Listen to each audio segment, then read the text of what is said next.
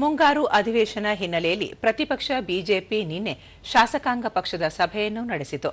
BJP ರಾಜ್ಯಾಧ್ಯಕ್ಷ B Y Vijayendra ಅಧ್ಯಕ್ಷತೆಯಲ್ಲಿ ನಡೆದ ಸಭೆಯಲ್ಲಿ ವಿಧಾನಸಭೆ ಪ್ರತಿಪಕ್ಷ ನಾಯಕ ಆರ್ ಅಶೋಕ್, ವಿಧಾನ ಪರಿಷತ್ ಪ್ರತಿಪಕ್ಷ ನಾಯಕ ಛಲವಾದಿ ನಾರಾಯಣಸ್ವಾಮಿ ಸೇರಿದಂತೆ ಪಕ್ಷದ ಸದಸ್ಯರು ಭಾಗವಹಿಸಿದ್ದರು. ಈ ಸಂದರ್ಭದಲ್ಲಿ ಪ್ರಮುಖವಾಗಿ 2 ನಿರ್ಣಯಗಳನ್ನು ಕೈಗೊಳ್ಳಲಾಯಿತು. ವಾಲ್ಮೀಕಿ ನಿಗಮದಲ್ಲಿ ನಡೆದ ಕೋಟ್ಯಂತರ ರೂಪಾಯಿ ಹಗರಣ ಸಂಬಂಧ ಭ್ರಷ್ಟಾಚಾರ ಆರೋಪ ಎದುರಿಸುತ್ತಿರುವ ಸಚಿವ ಬಿ ನಾಗೇಂದ್ರ ರಾಜೀನಾಮೆಗೆ ಅಧಿವೇಶನದಲ್ಲಿ ಪಟ್ಟು ಹಿಡಿಯಲು ತೀರ್ಮಾನಿಸಲಾಯಿತು. ಇದೇ ವೇಳೆ ಬಿಡದಿ ಟೌನ್ಶಿಪ್ ಯೋಜನೆ ರದ್ದು ಮಾಡುವಂತೆ ಒತ್ತಾಯಿಸಿ ಸದನದಲ್ಲಿ ಹೋರಾಟ ನಡೆಸಲು ನಿರ್ಣಯ ಕೈಗೊಳ್ಳಲಾಯಿತು. ಸಭೆ ಬಳಿಕ ಈ ಬಗ್ಗೆ ಆರ್ ಅಶೋಕ ಮಾಹಿತಿ ನೀಡಿದ್ದು, ಕಾಂಗ್ರೆಸ್ ಸರ್ಕಾರದ ರೈತ ವಿರೋಧಿ ಧೋರಣೆಯನ್ನು ಖಂಡಿಸಿ ಸದನದಲ್ಲಿ ಹೋರಾಟ ಮಾಡಲಾಗುವುದು.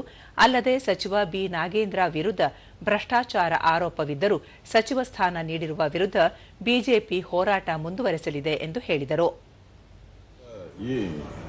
ಈ ಅಸೆಂಬ್ಲಿಯಲ್ಲಿ ಅವ್ರನ್ನ 187 ಕೋಟಿ ಹಣ ಲೂಟಿ ಹೊಡೆದಿದ್ದಾರೆ ಅಂತೇಳಿ, ಸರ್ಕಾರದ ಹಣ ಲೂಟಿ ಹೊಡೆದಿದ್ದಾರೆ ಅಂತೇಳಿ ಅವ್ರನ್ನ ವಜಾ ಮಾಡಲಾಯಿತು.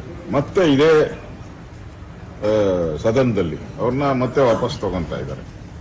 ಇದು ಸಂವಿಧಾನಕ್ಕೆ ವಿರೋಧ ಮತ್ತು ಭ್ರಷ್ಟಾಚಾರದ ನಾವೇನು ತೊಳೆದಾಕ್ತೀರಿ ಅಂತ ಕಾಂಗ್ರೆಸ್ ಅವರು ಹೇಳ್ತಾ ಇದ್ದಾರೆ. ಭ್ರಷ್ಟಾಚಾರನ ಮತ್ತೆ ವಿಧಾನಸಭೆ ಒಳಗಡೆ ತರ್ತಾ ಇದ್ದಾರೆ.